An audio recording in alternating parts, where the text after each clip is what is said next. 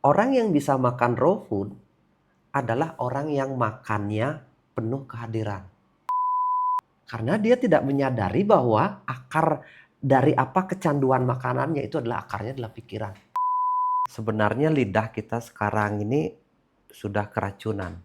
Dalam artian keracunan rasa manis dan keracunan rasa asin yang berlebihan.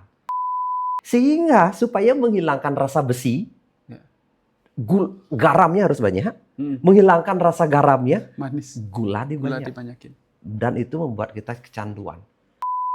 Apakah dengan melakukan 3 hal itu, pola makan, pola tidur, pola gerak, dan sebagainya itu, membuat kita tersiksa hidupnya? Tidak.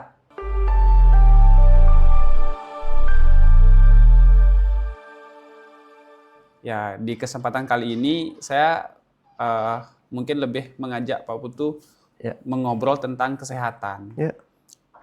Fenomena sekarang ini, kalau saya lihat di media sosial, kan dulu tuh kalau FOMO tuh FOMO tentang kaya cepat, uang banyak, privilege, itu yang mereka FOMO-kan atau yang mereka kontennya viral. Sekarang mulai banyak ada dalam tanda kutip pembanding FOMO yang sifatnya lebih positif. Itu ada FOMO tentang makanan sehat, FOMO tentang gaya hidup sehat, FOMO tentang olahraga, pelari culture katanya, atau pendaki gunung jamuran dadakan gitu, banyak lah.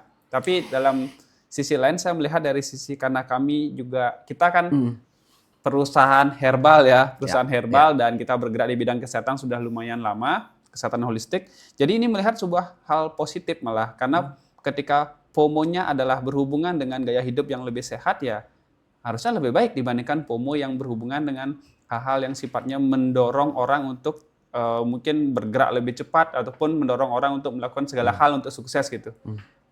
Gimana Pak Putu melihat pandangan ini? Apakah memang ini bersifat sementara atau memang dalam tanda kutip hidup kita ini sudah jenuh dan akhirnya meluapkan FOMO ini ke hal-hal yang lebih bermakna seperti itu? Gimana Pak Putu? Ya, pertama saya senang sebenarnya ada konten-konten edukasi kesehatan, malah sekarang ke orang menjual makanan-makanan sehat. Itu senang sekali dan itu merupakan fenomena yang positif bagi Farah sendiri. Dan kita sudah melakukan ini kan sudah puluhan tahun lah Dewo, membangun. Ya mungkin dari sesuatu yang kecil, dari lingkungan sekitar, tapi saya yakin sebenarnya FOMO ini tidak muncul serta-merta begitu saja. Ada sebuah gerakan-gerakan kecil yang dilakukan oleh banyak komunitas kecil-kecil. Tapi tidak secara berbarengan. Jadinya mereka bergerak di masing-masing. Seperti Faras. Dari awal berdiri kan kita bicara tentang sehat yang sesungguhnya. Sampai kita buat seminar tentang sehat yang sesungguhnya. Sehat tanpa minum obat. Jadinya sehat dengan kesadaran. Tidak pernah viral. Karena sesuatu yang baik itu perlu diusahakan dan perlu waktu yang panjang gitu. Tapi yang sesuatu yang buruk sangat mudah viral. Karena memang seperti itulah algoritma yang ada di TikTok sekarang atau di sosial media kan. Nah, ternyata ya apa yang dilakukan oleh banyak komunitas-komunitas kecil ini tidak sia-sia. Seperti itu. Termasuk Faras juga kan selalu menggaungkan hidup sehat, hidup tanpa minum obat gitu. Dan sekarang malah mulai banyak juga yang nonton dan mulai orang menerapkan. Ketika kita temu rasa, mereka mau hadir, mau mendengarkan gitu loh. Ya, ini bukan, saya berpikir ini bukan fenomena sesaat. Ada orang yang sudah jenuh sebenarnya bergerak terlalu cepat di dalam hidupnya. Gitu. Itu kunci ya. Sudah jenuh. Ya, bergerak terlalu cepat. Ketika orang bergerak terlalu cepat dan tidak menemukan ujungnya, ada momen di mana orang akan berhenti sesaat untuk menoleh kembali. Apakah jalan saya ini sudah benar atau belum? Karena dalam berjalan cepat di dunia modern ini, orang bisa merasa bahwa banyak hal yang dikorbankan. Padahal dia belum tentu dapat apa yang dikejar itu. Pencapaian, karir, uang banyak, dan sebagainya. Mereka kejar itu dengan tergesa-gesa. Dengan apapun dilakukan. Tapi ujungnya belum tentu dapat. Kadang kita sudah kehilangan. Dan itu sebagai titik perenungan. Bisa kehilangan keluarga, kedekatan dengan pasangan, bisa kehilangan kesehatan, sakit, menderita, kekosongan di dalam hidupnya. Padahal yang dikejar belum tentu tercapai, tapi kita sudah banyak kehilangan. Di situ sebenarnya titik-titik orang berhenti untuk menoleh lagi. Apakah langkah saya ini sudah benar atau belum? Gitu, sudah benar atau belum? Dan ketika dia melihat konten edukasi yang menarik, oh ternyata ada orang-orang yang seperti saya berhenti sebentar dan melihat sesuatu yang baru dalam hidupnya. Gitu. Melihat, kalau dulu kan orang melihat bahwa flexing kalau nggak punya duit, nggak pakai iPhone misalnya, merasa kurang. Ya, benar. Tapi sekarang saya banyak mulai melihat orang nggak peduli kok handphonenya apa, mereka happy dengan komunitas kecilnya. Bagaimana mereka punya komunitas misalnya jalan di alam kayak gitu, mendaki. Mereka happy dengan kegiatan itu. Mereka tidak flexing dengan barang-barang mewah gitu loh. Ada yang punya komunitas memasak kayak gitu, merasa sehat kayak gitu kan. Ya. Ada komunitas seperti Faras gini kan, temu rasa, menemukan kembali rasa-rasa dulu yang hilang kayak gitu kan. Ya banyak Allah. Dan ternyata itu membuat happy yang jauh lebih dalam. Gitu. Happy yang perasaan sukacita yang mendalam. Bukan yang bersifat sesaat naik turun happy-nya seperti itu. Di apa namanya? Seperti yoyo. Dan itu saya ngelihat komunitasnya kecil tapi hidup terus. Nah, ini sangat menguntungkan menurut saya bagi Farah sendiri, bagi kita para penggerak, para pegiat pola pikir hidup sehat. Karena sehat itu adalah sesuatu yang harus kita lakukan terus-menerus gitu loh. Dan ketika ada komunitas-komunitas muncul, wah luar biasa bagi saya Dewo. Dan ini ya walaupun belum besar, tapi sudah bibit-bibit yang membuat kita tumbuh. Sekarang kan coba lihat di jalan. Mana ada dalam 5 tahun terakhir orang jual kukusan? Setuju. Iya kan? Orang sekarang mulai kukusan habis dalam waktu 2 jam gitu. Yeah. Wih, saya happy sekali ngelihat itu orang beli kukusan. Itu kegiatan ngukus di rumah itu sudah saya bertahun-tahun lakukan. Gitu. Tapi ternyata ada orang orang jual kukusan di pinggir jalan dari jam 6 pagi sampai jam 9. Yeah. Ternyata 2 jam sudah habis. Luar biasa bagi saya. Dan ternyata anak-anak Faras banyak yang bawa kukusan sekarang ke kantor. Berarti kan mulai berhasil. Entah siapa yang membuat itu berhasil. Tapi kan gerakan bersama kan. Kita mengajarkan. Tapi kadang-kadang dia tidak melihat. Itu fenomena yang baik. Tapi ketika orang lain juga melakukan itu. Mulai ada afirmatif lah. Seperti itu. Ya, menarik tadi. Saya ingin coba perdalam bagian yang. Kalau sehat itu harus kita lakukan setiap hari. Secara rutin begitu kan. Nah, sekarang kan mungkin ini pandangan saya masih menganggap ini sebuah FOMO, Pak, atau sebuah hype yang mungkin ya senang-senang lah begitu. Termasuk teman-teman di kantor. Padahal teman-teman kita pun sudah kita dari dulu ajak untuk terbiasa mengkonsumsi makanan yang dalam sifatnya itu raw food atau lebih tidak terlalu banyak diolah. Tapi kan mereka mungkin butuh konfirmasi dari luar juga. Setelah di luarnya viral, ya gue ini udah duluan nih gitu. Akhirnya mereka juga pengen tampil atau pengen menikmati hidangan seperti itu. Nah, bagaimana caranya? Kan Pak Putu tadi sudah sempat bilang kalau Pak Putu sudah rutin ya dari lama melakukan atau mengkonsumsi makanan-makanan yang bersifat raw food atau yang kukusan-kukusan seperti itu. Bagaimana caranya agar tetap kita bisa konsisten, Pak? Apa mungkin kita bisa dilihat dari manfaat kesehatannya atau mungkin clue-clue kecil lah atau step-step kecil? Karena saya merasa saya masih mungkin golongannya milenial.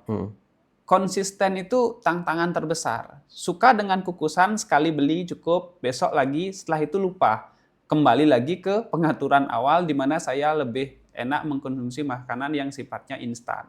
Nah, saya mencoba men-challenge diri saya dengan cara setiap sebelum ke kantor, ya di rumah harus dikukusin dengan variasi yang selalu berbeda setiap hari. Itu yang saya lakukan. Masih berproses, tapi belum sampai mungkin puluhan tahun belum, tapi masih berproses mencoba konsisten. Siapa tahu teman-teman di luar juga menemukan kendala begitu seperti saya, sehingga Pak Putu yang sudah duluan bisa memberikan tips ataupun mungkin memberikan pandangan kira-kira dampaknya dari tubuh kita, dari kehidupan kita seperti apa ketika kita rutin mengkonsumsi makanan-makanan kukusan ataupun raw food seperti itu. Tidak ada masalah kan Dewo ketika kita bolak-balik dulu untuk berubah lebih baik itu kadang kita ingat, kadang tidak gitu. Di tahap awal ya hal yang wajar karena kita di zaman sekarang disajikan oleh makanan yang sudah terbiasa, makanan yang cepat saji semua. Benar. Itu dulu. Jadinya tidak ada masalah di tahap awal.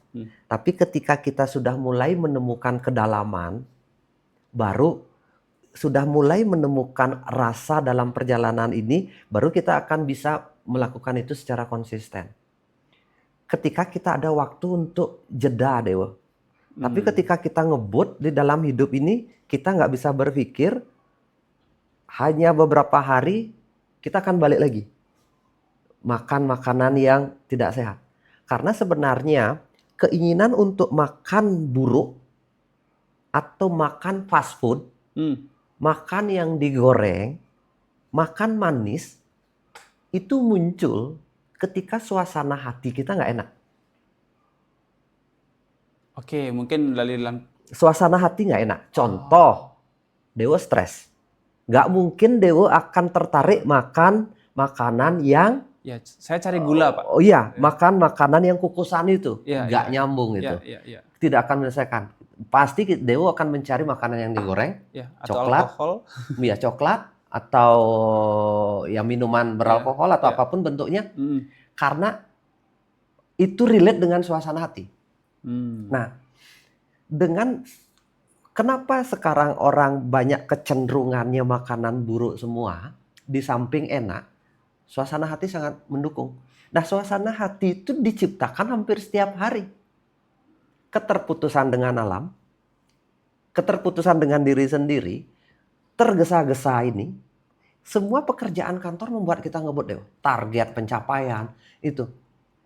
Kalau kita ngomongin target pencapaian, apa yang kita bisa dapatkan, membanding dengan orang lain. Oh dia kok bisa begini, dia begitu. Dia bisa begitu gitu loh, saya kok belum. Itu akan mengarah langsung ke jenis nafsu makanan yang kita inginkan. Sangat berpengaruh. Suasana hati sangat berpengaruh. Kenapa saya tahu? Karena saya mengalaminya. Ketika saya stres tinggi, ketika kita tidak belajar berpikir atau menjeda, refleks kita adalah coklat. Ya. Refleks kita adalah es teh manis.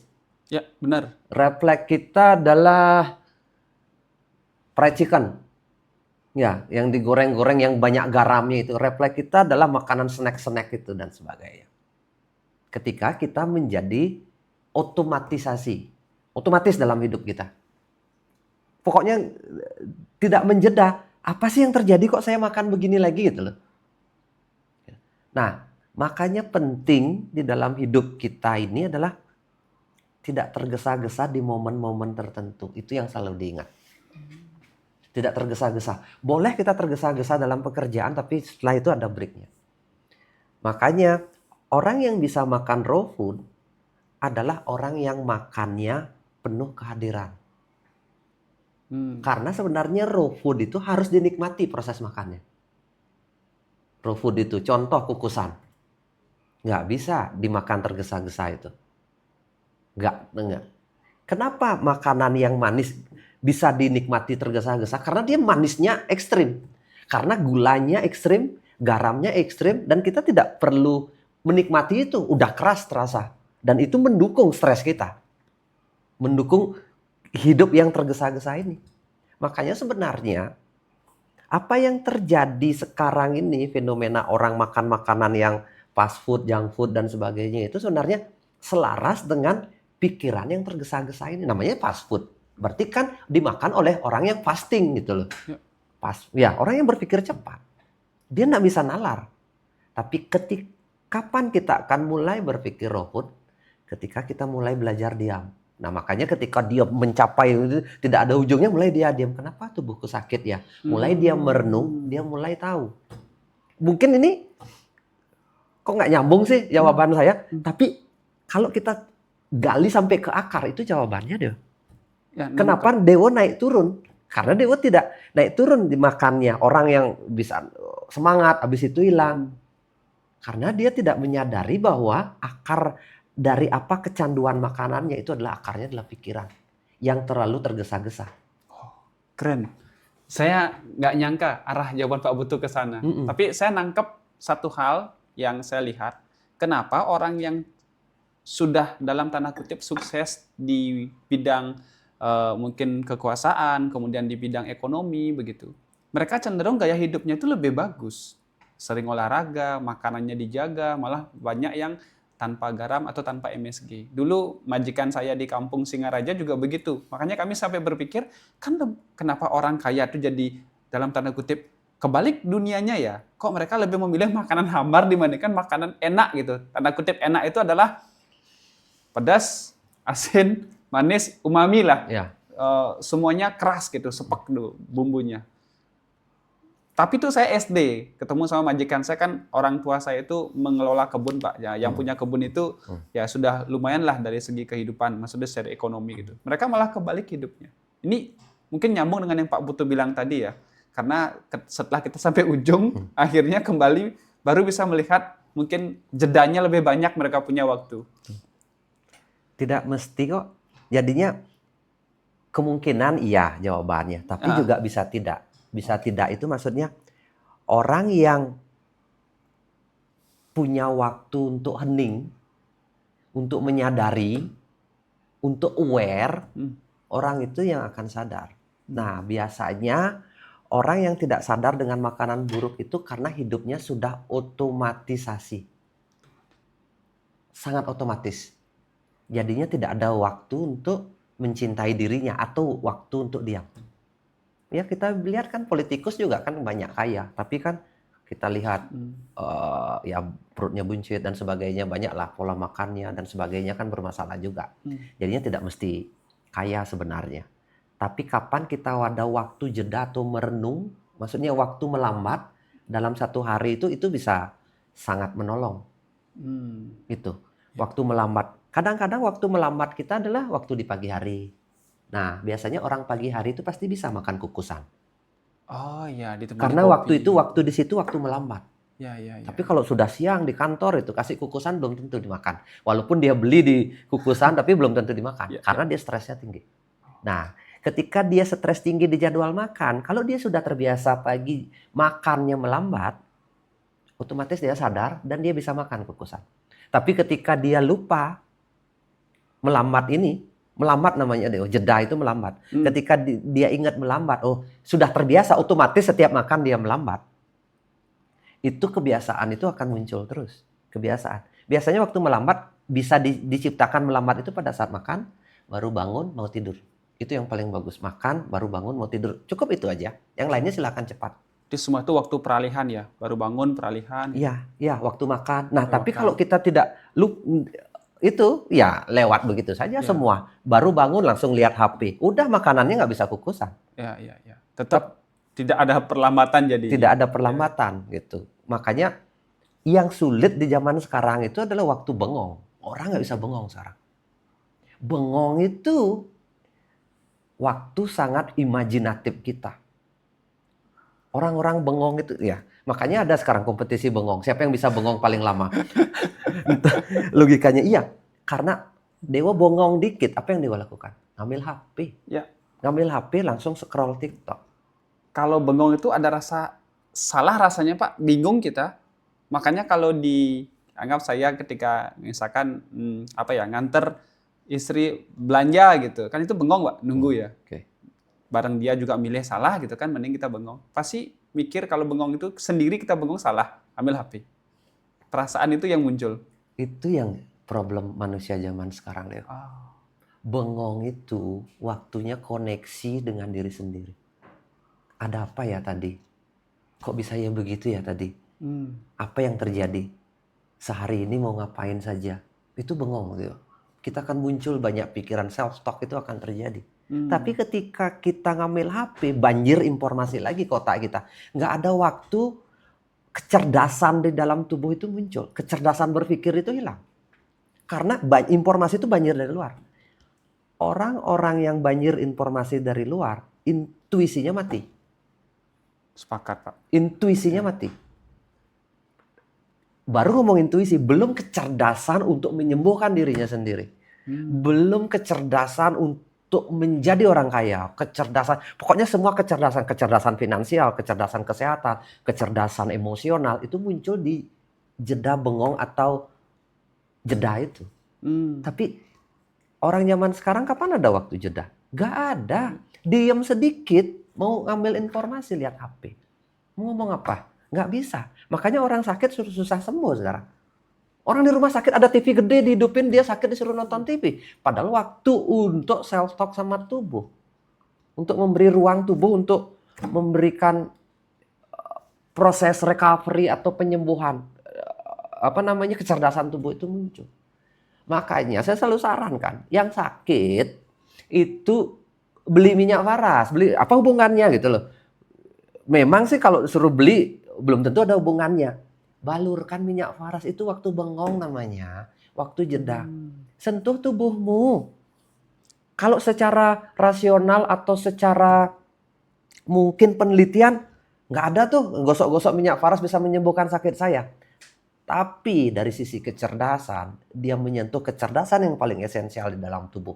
Kamu tidak melakukan apapun dalam hidup, dalam ketika sakit, tapi kamu menyentuh tubuh, jiwa, dan hatimu dengan sambil mengucap syukur dan terima kasih.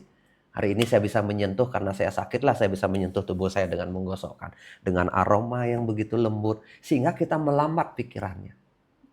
Kalau mesin kita lagi rusak, masa kita gas terus? Masa pikiran kita gas terus dengan lihat konten? Tidak. Lambatkan, kecerdasan muncul.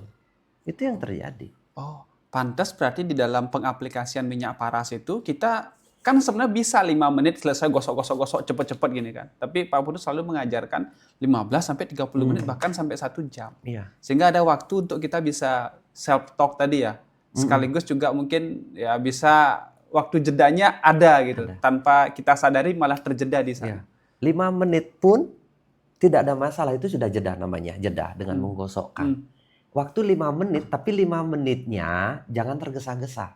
5 menit yang hadir. Sama seperti saya punya waktu 5 menit buat anak saya, 5 menitnya saya benar-benar memeluk dia, mengajak dia main. 5 menit yang hadir terhadap tubuh. Jadinya kualitas berarti, bukan kuantitas. Kualitas sentuhan kita, kualitas rasa kita memberi kayak gitu.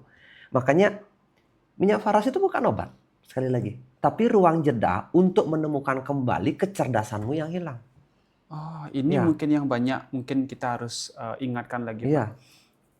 Karena gimana ya? Ya dengan Pak Putu membangun personal brand seperti yang sudah kita lakukan selama setahun ini, kan banyak para pengguna minyak paras yang baru datang begitu untuk ikhtiar lah menggunakan minyak paras untuk membantu kesehatan. Ya, ternyata ini menurut saya poin penting. Jadi dalam pengaplikasian itu bukan masalah titik di mana dibalur, tapi rasa kita terlibat di sana ya. Rasa kita terlibat di sana dan kita benar-benar menyadari kalau kita sedang menyembuhkan diri sendiri. Dengan kita menyentuh diri, sebenarnya kita sudah mengaktifkan kecerdasan. Masalahnya orang yang sakit sekarang hanya percaya dengan obat yang diminum tanpa perlu memperbaiki diri. Salah tidak, tapi kurang. Itu. Karena apapun penyembuh dari luar tidak bersifat permanen.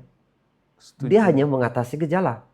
Tapi ketika kita menjadi sadar, jadinya kita misalnya punya tumor kayak gitu, dia sembuh, tidak lagi muncul gitu. Asam urat sembuh beneran, asam uratnya dari gejalanya itu. Jadinya bukan hanya mengatasi gejala. Dan sekarang di zaman ini deh, apapun sakit, itu harapannya adalah dari luar untuk menyelesaikan. Tidak memunculkan ruang pulih di dalam. Nah, ruang pulih di dalam ini caranya adalah duduk hening, tenang, menyadari gitu loh. Nah, kadang-kadang aplikasinya susah. Bagaimana sih caranya hening? Orang zaman sekarang gimana sih caranya bengong nggak nyambung di kepala mereka. Caranya bengong itu mereka nggak nyambung di zaman sekarang. Makanya cara sederhananya ya cariin alat untuk bengong itu ya pakai minyak paras, gosokin tanganmu bengong sudah, tidak pegang HP minimum 10 menit kamu nggak pegang HP dalam hidupmu. Mungkin karena terbiasa dengan time is money, Pak. Iya, gitu. Iya. Benar, saya juga kembali diingatkan akan hal itu. Ini mungkin saya juga harus ingatkan kepada para pasien-pasien yang berkonsultasi ke saya juga. Nah, di luar itu Pak Putu, ya, kita coba kembali diskusi ke makanan sehat tadi. Ini yang saya rasakan dulu Pak ya. Ketika saya sudah memulai makannya lebih bagus lah. Ya. Bukan bersih 100% belum. Itu yang saya bilang tadi bolak-balik begitu. Tapi saya merasakan ada 2 hal penting. Pertama itu indera. Lidah saya tuh sangat sensitif. Maksudnya dulu mungkin kalau cabai 3 itu biasa Pak.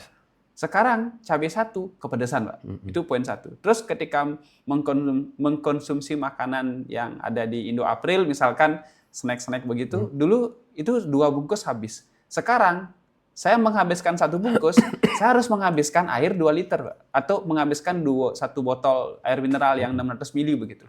Minum sedikit, lalu makan lagi, minum lagi gitu. Karena saya merasa garamnya tinggi sekali dan haus. Cepat sekali saya haus. Beda lagi dengan ketika saya mengkonsumsi, anggaplah misalkan makanan di luar. Garam itu sangat sensitif saya rasakan. Jadi asin. Bagi teman-teman yang lain, saya makan dengan tim karyawan begitu, orang bilang enak gitu. Tapi di lidah saya ini keasinan. Nah, fenomena ini kan kalau saya terus-menerus jalankan, saya jadi salah sendiri Pak, karena paling asing sendiri dibandingkan teman-teman yang lain. Semua makanannya nih bagi mereka enak, bagi saya enggak. Gimana menyikapi akan hal itu? Kan sebenarnya dalam tanda kutip itu kan bagus. Nah, biar match lah gitu, biar tidak terlalu ekstrim dalam tanda kutip. Ketika kita juga harus bersosialisasi di luaran begitu, gimana Pak? Ada tipsnya nggak? Saya setuju deh. Sebenarnya lidah kita sekarang ini sudah keracunan. Dalam artian keracunan rasa manis dan keracunan rasa asin yang berlebihan. Sehingga kita tidak tahu lagi mana yang cukup gula atau over gula. Dan mungkin banyak orang lidahnya sudah tidak bisa membedakan manis dan sangat manis itu. Kita makan kukusan aja sudah terasa manis kan. Benar. Orang itu harus isi gula.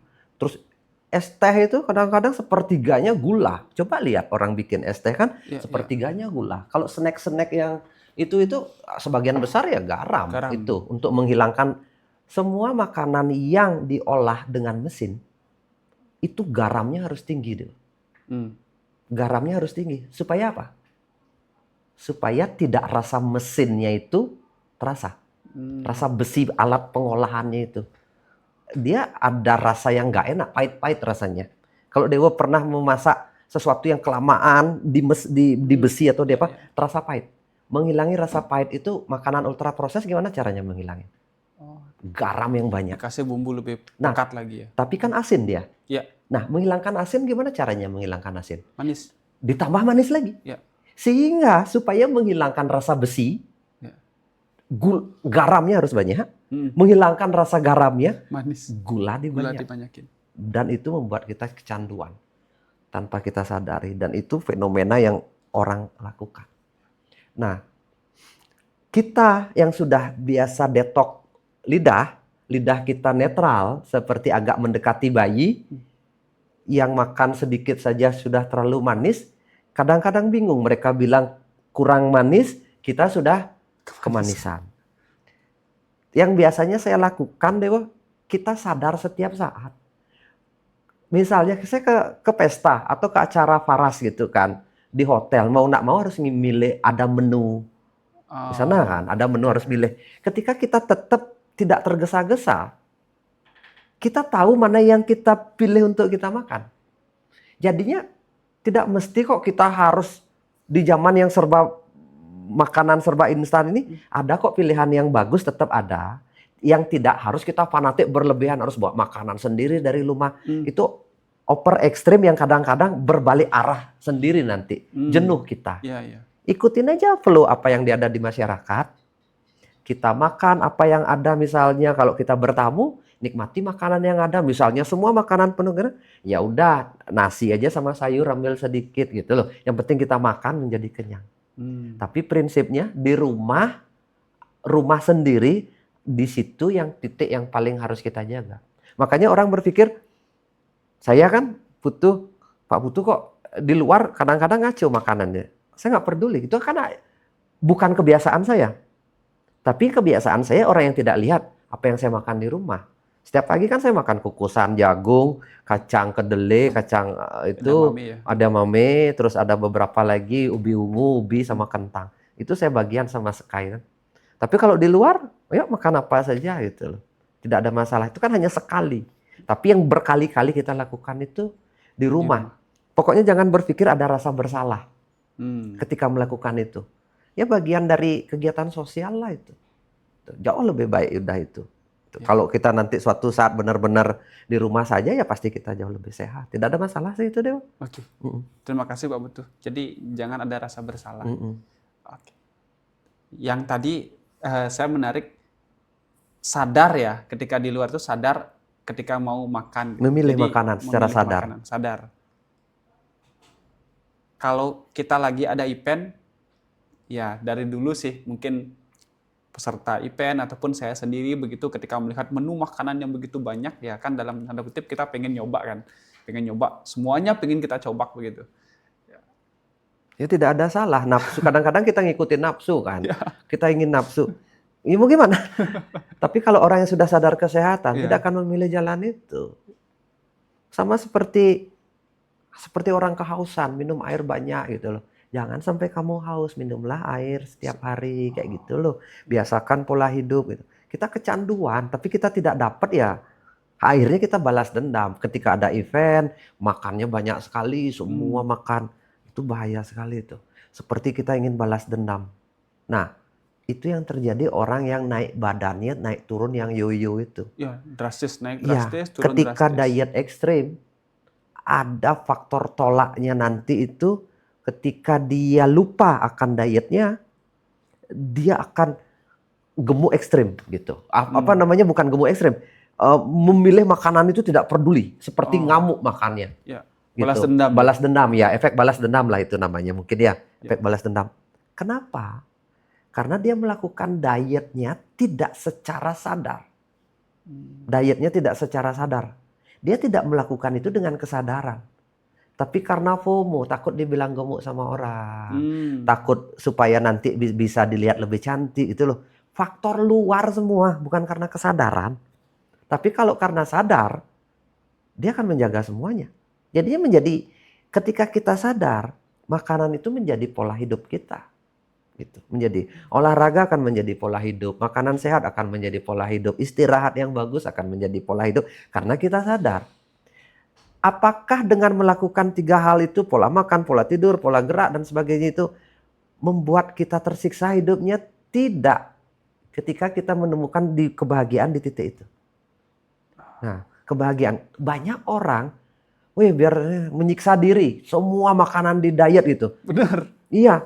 Itu ekstrim itu. Diet karbo, ada diet protein gitu, apalagi banyak jenis-jenis diet. Nggak selesai itu. Tapi ketika dia melakukan dengan kesadaran, dia memahami pola yang terjadi dalam tubuh, mengasih ruang. Caranya jangan berpikir diet ya. Makan sadar saja, menurunkan berat badan. Makan sadar. Secara sadar, menurunkan berat badan. Orang yang tidak makan secara sadar, butuh waktu kurang lebih 5-10 menit makan. Orang yang makan secara sadar, itu biasanya butuh waktu 30 menit makan. Lebih panjang durasinya? Lebih panjang, orang yang makan secara sadar. Okay. Dia menikmati setiap suap makanannya, dia mengunyah dengan bagus apa. Apa yang terjadi? Sinyal tubuh aktif ketika makan secara sadar. Sinyal tubuhnya aktif, kecerdasan tubuh aktif. Artinya apa? Ketika kita makan secara sadar, kita makan secara perlahan, kita nikmati semua.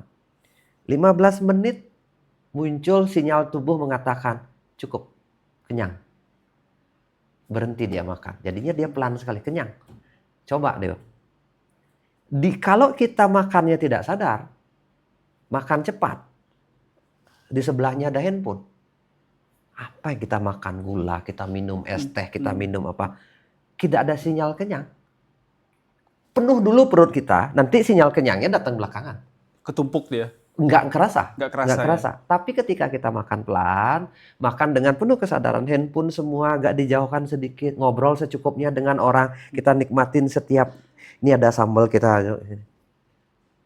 Kenyang, sinyal kenyang itu, saraf vagus itu cepat sekali memberi petunjuk. Cukup.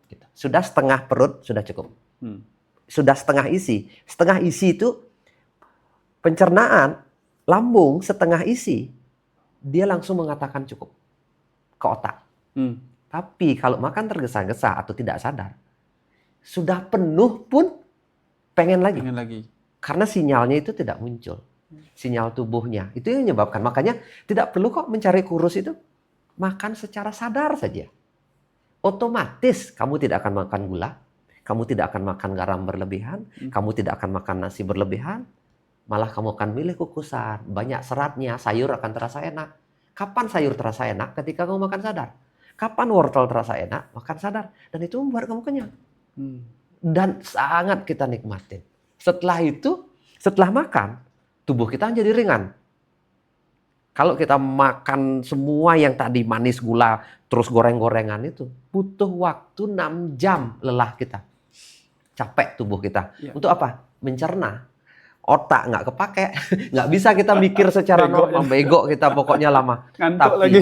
Coba makan kukusan deh, makan kukusan sayur rebus, misalnya contoh kukusan lah sederhananya, 30 menit fresh lagi setelah kita makan, 30 menit waktunya, hanya paling lama 1 jam, kita kan seger lagi, tubuh kan aktif lagi kita dalam bekerja. Ya, mungkin saja teman-teman ada yang komen, nggak mungkin lah begitu misalnya susah menerapkan itu. Karena kita terbiasa hidup tergesa-gesa. Tidak ada momen jeda atau momen diamnya. Ya kita sudah dididik untuk ngebut. Untuk mengalahkan orang lain, berkompetisi. Salah sih enggak. Karena memang zaman modern seperti itu. Tapi apa yang sudah kamu dapatkan? Belum tentu dapat apa-apa. Ya, sekarang terlalu banyak influencer. Terlalu banyak lah.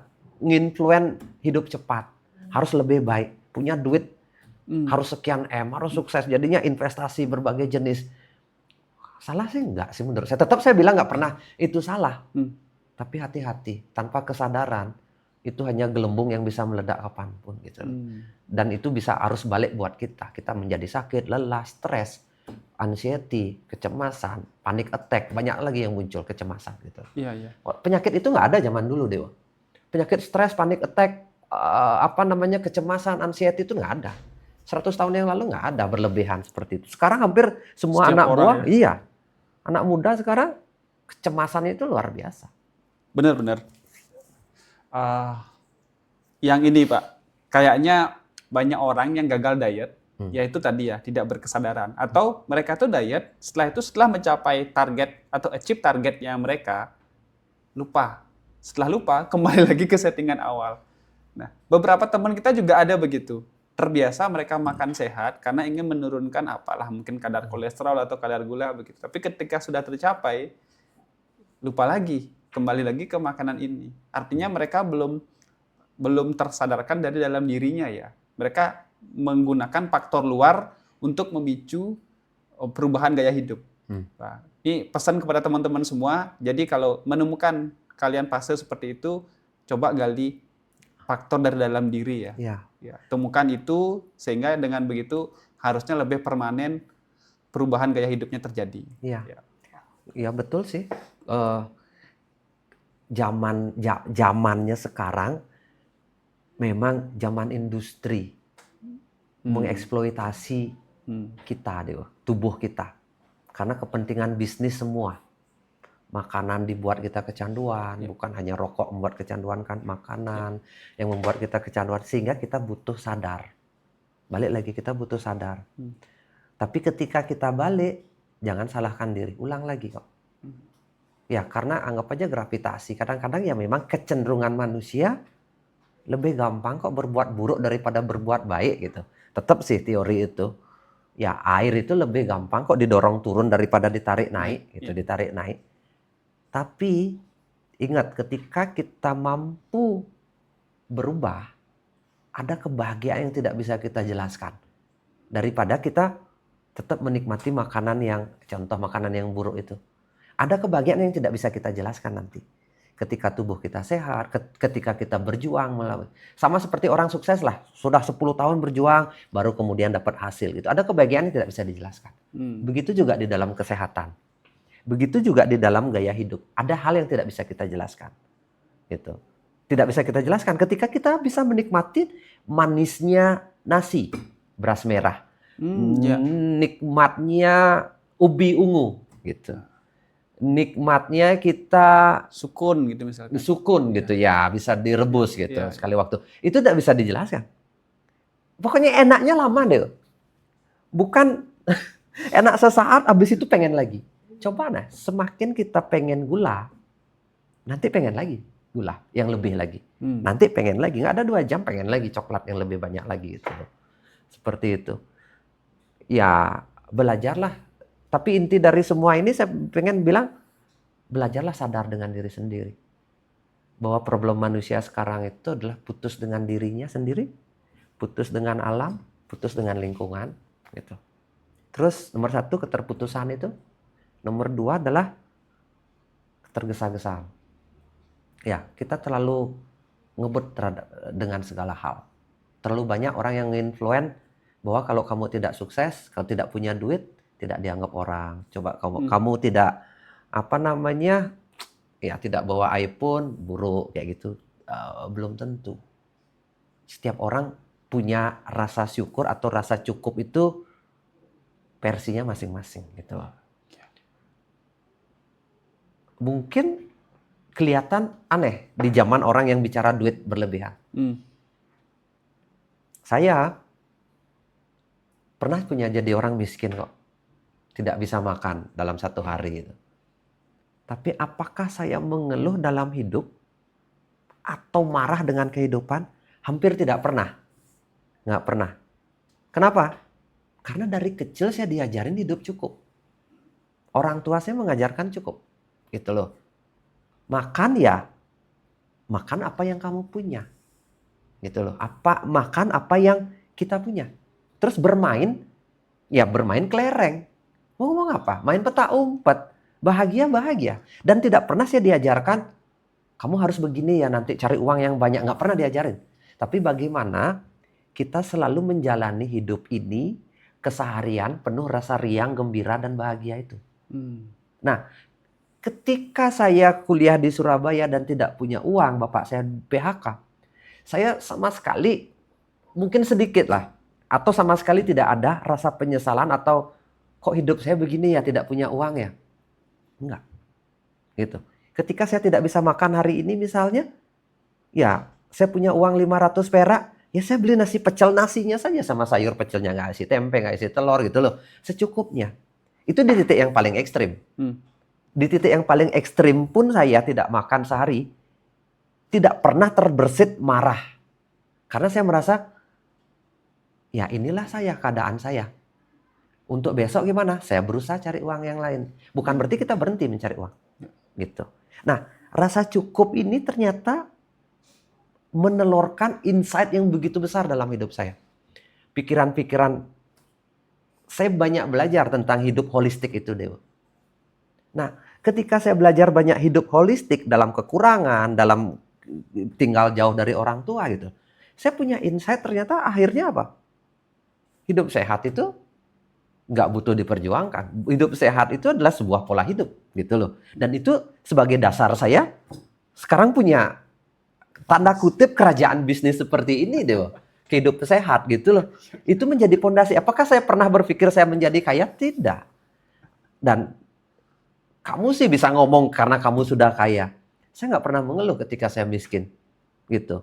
Tapi ketika hari ini pun saya masih miskin deh. Kemungkinan saya ada di titik yang cukup itu. Anggaplah saya punya uang cukup 3 juta aja. Bisa nggak saya tetap happy dalam hidup? Saya pikir bisa, tetap. Saya bisa menikmati. Tapi kenyamanan saya mungkin berbeda levelnya. Level kenyamanannya mungkin berbeda. Tapi saya tetap bisa menikmati. Mau ngomong apa? Orang gaji kita 3 juta, masa kita marah-marah terus kita pengen penghasilan kita jadi 10 juta? Tambah bermasalah nggak 3 jutanya ini? Tambah bermasalah. Tambah stres. Ya, makanya ketika dulu penghasilan saya hanya 500 ribu, 200 ribu deh. Saya tidak pernah marah, tapi saya selalu punya ruang hening. Ruang sadar, ruang jeda. Apa yang terjadi? Cukupkah dengan kehidupan seperti ini? Apa yang saya dapatkan? Gitu. Kenapa saya tidak marah dalam kehidupan ini? Terus apa yang bisa saya lakukan? Jadinya saya kerja 12 jam itu, 6 jam itu kerja saya renung, diem. Gitu. Saya menemukan, oh saya merasa masih punya tubuh yang lebih sehat dari teman-teman. Saya merasa begini gitu loh. Banyak yang mengeluh. Akhirnya saya mulai berpikir, kesehatan inilah sebuah faktor yang bisa saya mencari uang. Saya mulai ketemu. Kesehatan yang tidak umum. Kalau orang berpikir sehat wajib ke dokter, saya berpikir kesehatan itu adalah pola hidup. Gitu. Dan pola hidup itu adalah salah satunya titiknya jeda. Makanya sentuhan itu bagi saya penting sekali. Nah, akhirnya menjadi seperti ini ya sebuah kebetulan aja, gitu loh. Sebuah kebetulan saja. Mungkin saya sukses kan, tapi bukan di situ titiknya, saya bilang. Rasa bahagia itu, rasa cukup itu bisa kita ciptakan setiap hari. Gitu. Rasa permusuhan, rasa stres, rasa tekanan dalam hidup itu bisa. Contoh ini. Kalau udah nggak cocok sama pekerjaan, boleh nggak berhenti? Boleh berhenti aja, nggak ada masalah bagi saya. Kalau tekanannya berlebihan, gitu. Istilahnya, kamu dikasih uang 3 juta, tapi kamu makan racun gitu. Ya kalau itu nggak cocok ya udah berhenti. Sederhananya apa yang bisa dilakukan gitu? Ya jual kukusan, kasarnya gitu. Modalnya hanya nggak nyampe 100 ribu kok itu jual kukusan. Tapi mau nggak kita membayar konsekuensi ini supaya tidak keracunan terus stres, kita mau cukup, apa yang bisa kita lakukan? Usaha mandiri, itu yang dulu saya ambil. Saya nggak mau ada tekanan berlebihan dari pihak kantor yang berbeda targetnya gitu. Bukan, makanya saya membuat Faras ini kan punya pandangan bahwa bagaimana Faras ini menjadi rumah untuk setiap orang kan. Mereka bisa menikmati pekerjaan dan sebagainya. Karena saya berpikir saya nggak mau ada tekanan berlebihan. Itu jadinya prinsip saya adalah cukup itu. Ya, menarik Pak Putu. Terus terang saya terinspirasi kembali. Walaupun sudah sering ngobrol dengan Pak Putu, tapi dapat sudut lain lagi dari cerita Pak Putu tadi. Ya. Saya coba sambungkan kembali ke yang tadi ya, terkait dengan gaya hidup. Itu kan setelah kesadaran pribadi, seberapa penting pengaruh komunitas, Pak, atau lingkungan sekitar kita untuk mempertahankan itu. Anggaplah ini kita sudah dalam tanda kutip menyadari dari dalam diri begitu. Kemudian menemukan komunitas atau mungkin tanpa komunitas. Mana yang lebih baik? Terus kalau misalkan dengan komunitas, di mana kita bisa cari komunitas-komunitas yang untuk ya dalam tanda kutip lebih pikiran lebih sehat, gaya hidup lebih sehat, dan lain sebagainya. Gitu. Apakah Faras mungkin membangun komunitas seperti itu atau bagaimana? Ya. Mungkin saya buka dengan kata-kata begini. Ya. Anak seorang pendeta diasuh oleh seorang pencuri, dia akan menjadi seorang pencuri. Anak seorang pencuri diasuh oleh pendeta, anak ini akan memiliki karakter-karakter pendeta. Gitu. Jadinya yang mendidik lingkungan, komunitas itu sangat berperanan penting untuk kita bisa menjalankan hidup sehat. Hidup sehat. Karena kita akan saling support gitu. Saling support. Makanya konten-konten seperti ini sangat dibutuhkan. Karena kadang ini tahap awal komunitasnya. Tahap awal. Setidaknya ketika kamu ingin berubah, oh ternyata ada yang sesuai dengan pikiran saya. Nah, konten-konten Faras ini menjembatani itu. Sebelum kita bicara tentang komunitas, ternyata terafirmasi dengan apa yang kita diskusikan. Karena saya yakin di luar sana banyak yang ingin berubah, tapi selalu ketika buka TikTok, kontra yang dia dapatkan. Bukan afirmasi. Nah, dengan ada konten ini walaupun tidak viral kayak gitu kan, terafirmasi, oh ternyata ada yang sepemikiran dengan saya dan ternyata itu menarik gitu. Itu dulu sebelum kita bicara komunitas. Nah, ini dulu. Terafirmasi. Seperti tadi, anak pendeta dididik oleh pencuri atau anak pendidik. Itu penting dulu sehingga kita memiliki pola pikir. Setelah dia berpikir seperti itu, dia akan mulai berpikir, ada nggak komunitas di daerah saya yang bisa sebagai ruang untuk diskusi kayak gitu. Nah, makanya saya kepikir, mulai buat buku, mulai buat apa-apa segala macam itu untuk mensupport. Dan sekarang Faras tidak berpikir lagi untuk menjual produk sebenarnya. Walaupun kita jualan produk.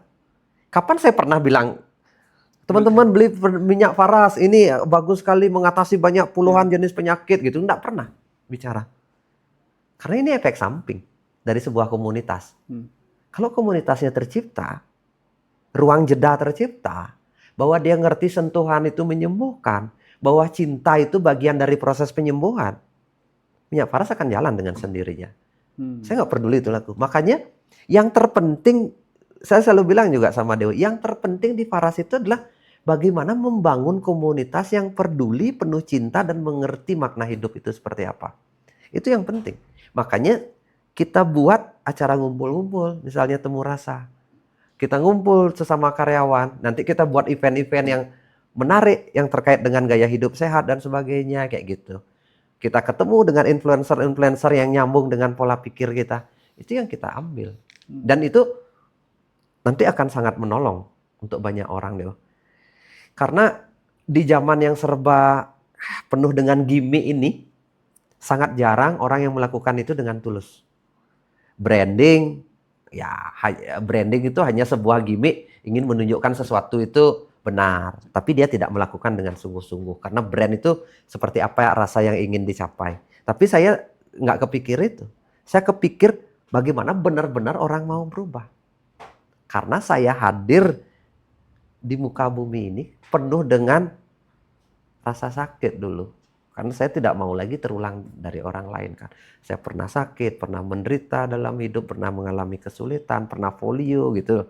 Dan saya tahu dukungan orang tua, dukungan komunitas sekitar. Dulu di Surabaya kan komunitas saya adalah komunitas yoga dan meditasi kan. Itu sangat mensupport sekali.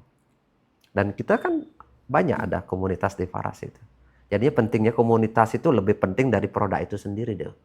Produk itu bagian dari komunitas. Ya. Menarik sekali. Memang kalau sekarang ini kan pilihannya terbatas ya kalau orang-orang gabung mencari komunitas-komunitas yang mungkin berpikir seperti kita ya, holistik gitu.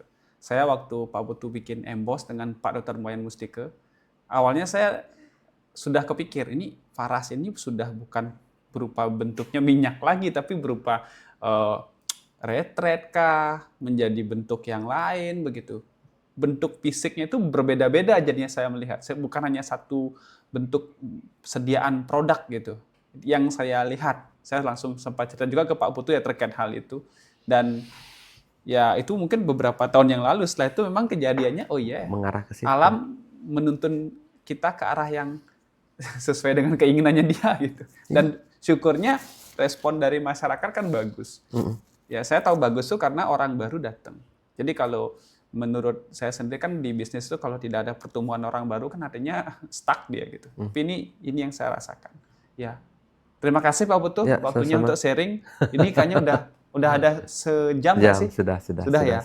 Terima kasih teman-teman juga yang telah menyimak. Semoga mendapatkan insight dari diskusi kita selama 1 jam ini. Terutama ingat ya teman-teman, apapun yang dilakukan termasuk makan juga ingat berkesadaran. Dengan begitu artinya teman-teman menemukan tujuan itu dari dalam, bukan untuk menyenangkan orang lain atau tujuan dari luar. Ya, thank you. Terima kasih Pak Putu. Sampai ketemu di live berikutnya. Terima kasih.